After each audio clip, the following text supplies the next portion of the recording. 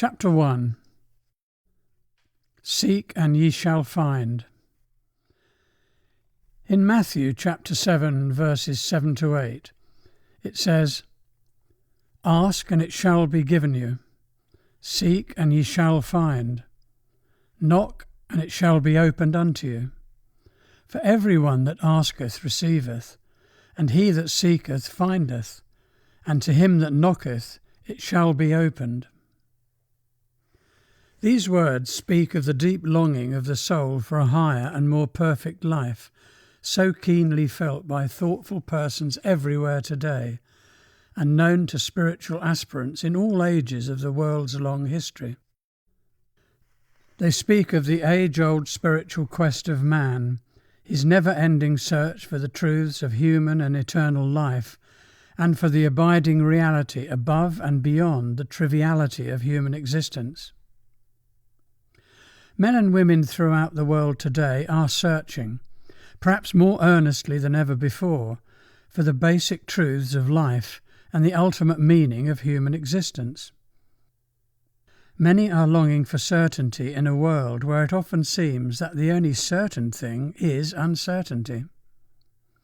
For change alone is constant, as the poet says.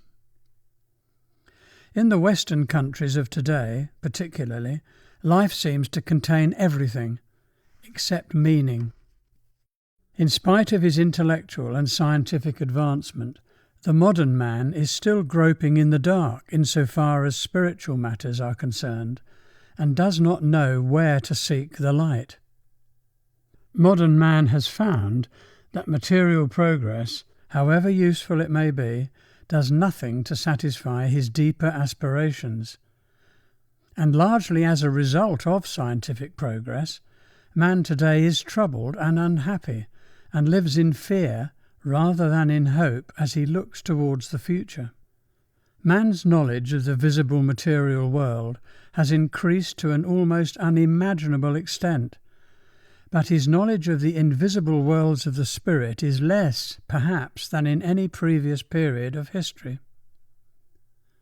Right-minded persons in all countries today are troubled by the crumbling of traditional values, the spiritual disorientation and the moral degradation seen in the present-day world, and are striving to find dependable spiritual values for themselves. For even in this 20th century materialistic and scientific world, men and women still feel that they have souls. But this feeling by itself is of little practical help. Those who are touched with spiritual longing still ponder the question, what shall we do to find our souls? And positive and practical answers are needed for the other basic questions raised, but not always solved to everyone's satisfaction, by religion and philosophy. Why are we here? And what is the object and purpose of our existence? What is the ultimate goal of human yearning and effort? What shall we do to be saved? Is there anyone, anywhere, who knows what we should do in order to realise, with certainty and without fail, the promises held out by religion? Salvation, entrance into the kingdom of heaven, and reunion with the Supreme Father. No questions of greater importance confront a human being than those of discovering who and what he really is, what place he occupies in the universe, what his relationship is to the Supreme Creator, and what path he should follow to do the Father's will and gain what in the Bible is called salvation. Masters of today. Is there in the world today any source of positive knowledge concerning these fundamental questions of human and spiritual life? The answer is yes. The words of Jesus are as true today, and true in exactly the same manner as they were when he spoke them. The kingdom of heaven is at hand, today as yesterday, and there are those now living here on earth who can show the seeker how to enter it. There is today, as there always has been, a practical method whereby the spiritually hungry can be fed. For there are on earth today, as there have been in all past ages, perfect masters who know the answers to these questions and to all the other basic questions for which mankind seeks the answers.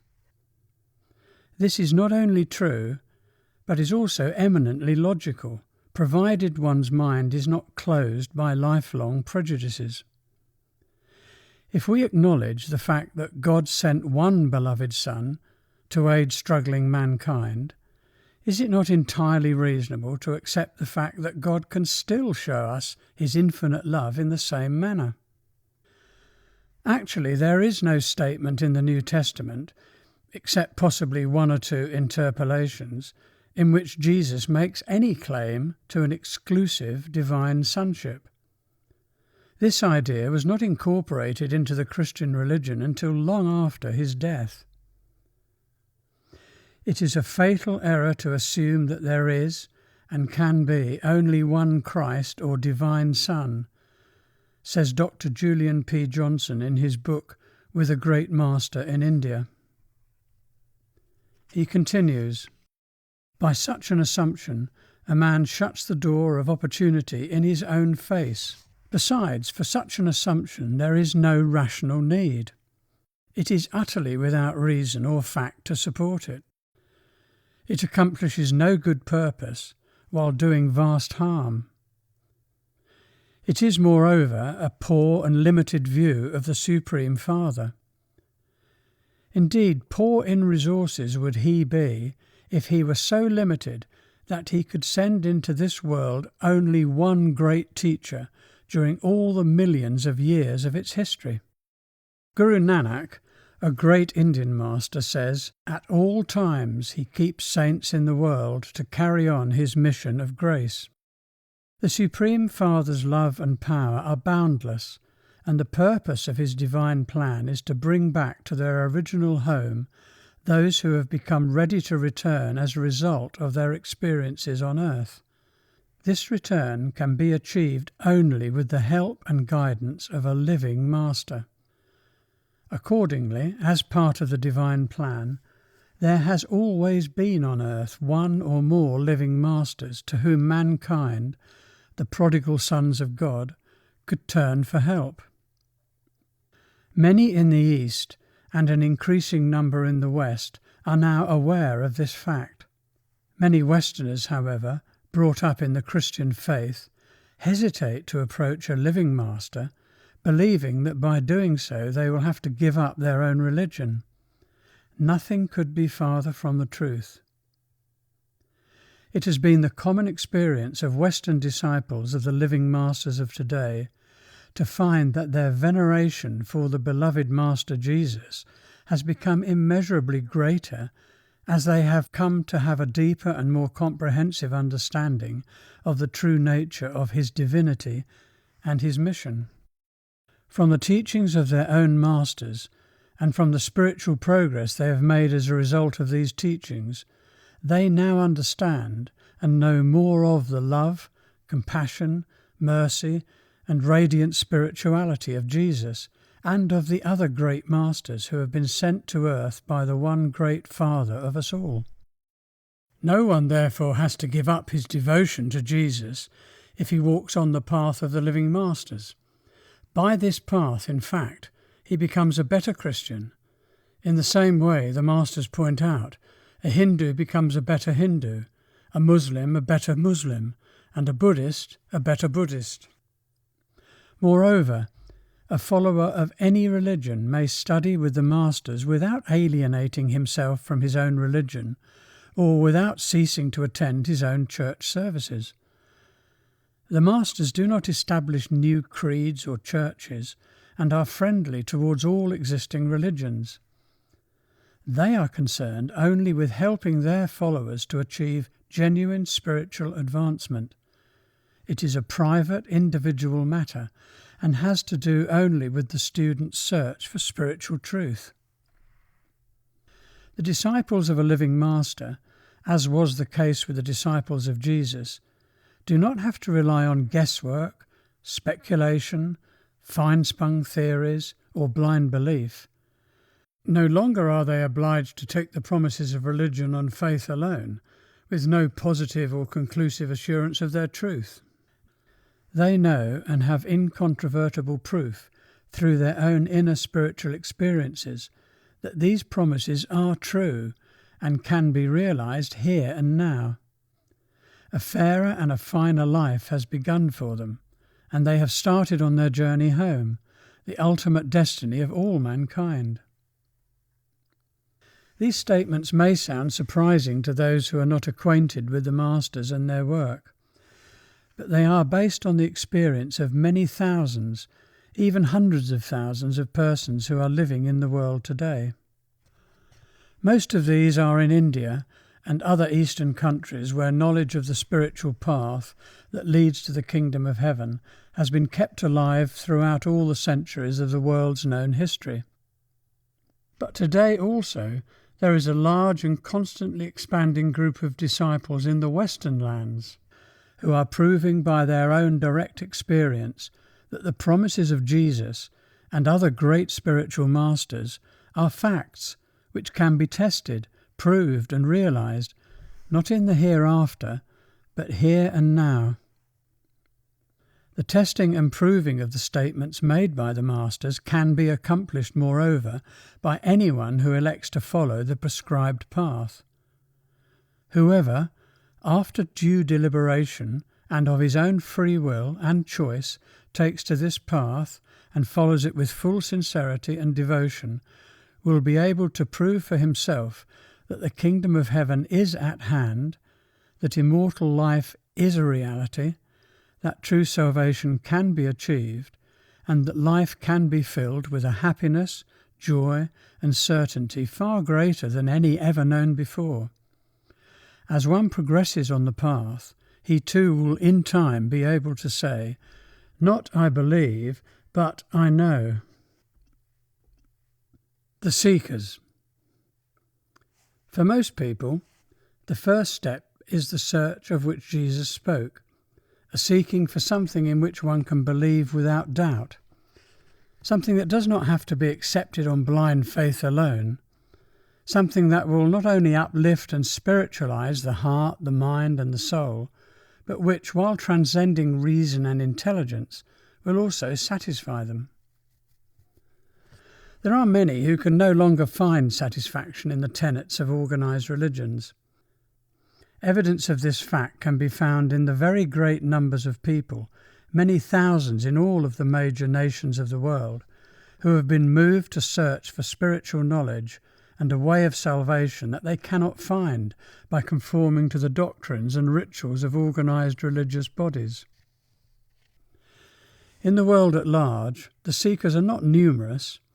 They are the rare souls who, as a rule, have come to this life with spiritual tendencies. Krishna says in the Bhagavad Gita, the song celestial, "Among thousands of men, one perchance strives for perfection." Relatively few are really earnest in their search for the truly spiritual path. Absorbed in the seeming reality of the material world, the vast majority are quite content to bury themselves in its spiritually deadening satisfactions. But beyond the day-to-day routine of ordinary existence, there is a higher and far finer way of life. And when man finally understands the truth of his spiritual origin, he begins to understand the underlying and all-important purpose of his human life on earth. This purpose is spiritual growth. Throughout the ages, the seekers, sensing the existence of this higher life, have cried out to God, as did the writer of one of India's Upanishads thousands of years ago. From the unreal, lead us to the real. From darkness, lead us to the light. From death, lead us to immortality. The seekers have realized that the material world is not the only world. They realize that the unaided intellect of man alone can never provide the answers to their questions. They sense that what we see is only a fraction of what really is. Glimpsing the truth, haunted by the pettiness and emptiness of life, They are driven to search for the spiritual reality and purpose behind the seeming lack of meaning in ordinary human existence. The spiritual science of the Masters enables the sincere seeker to see deeper into life, to understand the spiritual purpose behind mundane affairs, and to comprehend the divine harmony and meaning underlying all the surface discords of human life. It confirms through personal experience the claims that are the essence of Christianity and all other world religions. And it satisfies to the full the deepest longings and loftiest aspirations of man's being. A deep and abiding longing for spiritual truth and spiritual experience are indications that one is a true seeker and is on the path towards initiation by a perfect master. But whether or not one is now ready cannot be known until one meets the master, for this can be determined only by the master himself. In actual practice today, however, among people of good character and of high intelligence, it seldom happens that anyone who asks for initiation is not fit for the path. If he's not ready, he will not knock at the door. Those who do knock are, as a rule, those who have spent much of their lives in a search for the truth and who have found life in this world to be a hard and bitter experience. It is trite, but true, that man's extremity is God's opportunity. When the seeker is in right earnest, it is a strong indication that he is ready for the path. If you are in right earnest to be good and pure, God will send you that Satguru, true light-giver, the right teacher. Earnestness is the one thing necessary, says Sri Ramakrishna, the 19th century sage of Bengal. For such a one, even the smallest hint that there are living masters is usually enough. But if one has only intellectual interest or curiosity about the subject, no amount of argument or discussion will avail to make him seek out a master. It is still true, as in the days of the Hebrew prophet Jeremiah, who says in Jeremiah chapter 29, verse 13, "Ye shall seek me and find me only when ye shall search for me with all your heart." Many have found that the search is a long one. Years are spent in studying the literature of different religions, both of the West and of the East, of different systems of yoga and occultism, and of the various groups and societies that endeavour to explain the mysteries and the meaning of human existence and of man's relationship to God. Whole libraries of books may be read in the effort to find a clue, and all that is gained are theories or opinions. Time and again the seeker may cry out, with the English poet George Meredith, "Oh, what a dusty answer gets the soul when hot for certainty in this our life." Often the search may seem hopeless, and the seeker may be tempted to abandon it, only at last to learn with unexpected suddenness that there are living masters and there is a way. In the end, those who genuinely long for the great treasure of spiritual truth, the pearl of great price, and search for it with unflagging perseverance, will find it, as Jesus promised that they would. But the longing must be genuine. That is the only way, and it is the right way. For knowledge, to a certain extent, is hidden, in order to ward off the superficially curious inquirers and those who are not yet ready. The promise of Jesus that those who seek will find may be compared with the well-known Eastern precept: when the chela, disciple, is ready, the guru, master or literally light-giver, appears.